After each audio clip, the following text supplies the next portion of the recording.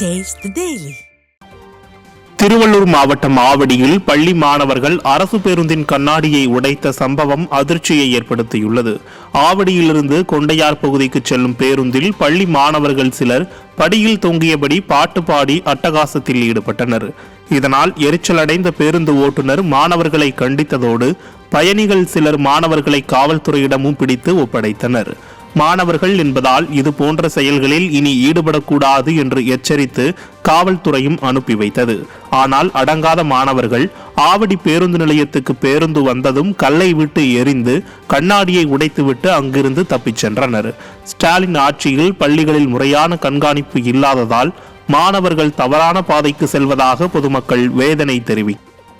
சென்னை திருவொற்றியூர் பகுதியில் சுகாதார சீர்கேட்டால் 13 வயது சிறுவன் மர்ம காய்ச்சலால் பாதிக்கப்பட்டு மருத்துவமனையில் அனுமதிக்கப்பட்டுள்ளார். அம்சா தோட்டம் பகுதியைச் சேர்ந்த சங்கர் என்பவரின் மகன் மோகன்ராஜ்குமார் தனியார் பள்ளியில் 9ஆம் வகுப்பு படித்து வருகிறார். இந்நிலையில் சிறுவனுக்கு கடந்த 3 நாட்களுக்கு முன்பு காய்ச்சல் ஏற்பட்ட நிலையில் தனியார் மருத்துவமனையில் சிகிச்சை பெற்று வந்தார்.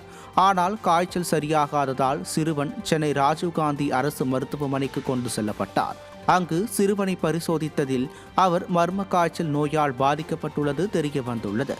இந்நிலையில் அம்சா தோட்டம் பகுதியில் சுகாதார சீர்கேடு காரணமாக கொசுக்கள் அதிகரித்துள்ளதாகவும் இதனால் மர்ம காய்ச்சல் நோய் ஏற்பட்டுள்ளதாகவும் மக்கள் குற்றம் சாட்டியுள்ளனர்.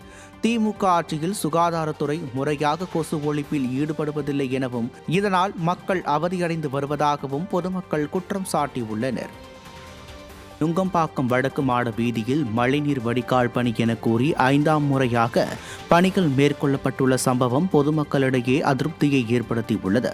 நுங்கம்பாக்கம் வடக்கு மாட வீதியில் கடந்த 2023ஆம் ஆண்டு டிசம்பர் மாதம் மழைநீர் வடிகால் பணிகள் நடைபெற்று முடிந்தது. இந்நிலையில் இதுவரை 5 முறை முறையாக மழைநீர் வடிகால்வாய் பணிகள் மேற்கொள்ளப்பட்டுள்ளதாகவும் இதனால் இப்பகுதி மக்கள் கடும் அவதியடைந்து வருவதாக பொதுமக்கள் குற்றம் சாட்டியுள்ளனர். திறனற்ற திமுக அரசு எந்தவொரு திட்டமிடலும் இல்லாமல் மழைநீர் வடிகால் பணிகளை மேற்கொள்வதாகவும் இதனால் மழைநீர் தேங்கி நிற்பதாகவும் பொதுமக்கள் குற்றம் சாட்டியுள்ளனர்.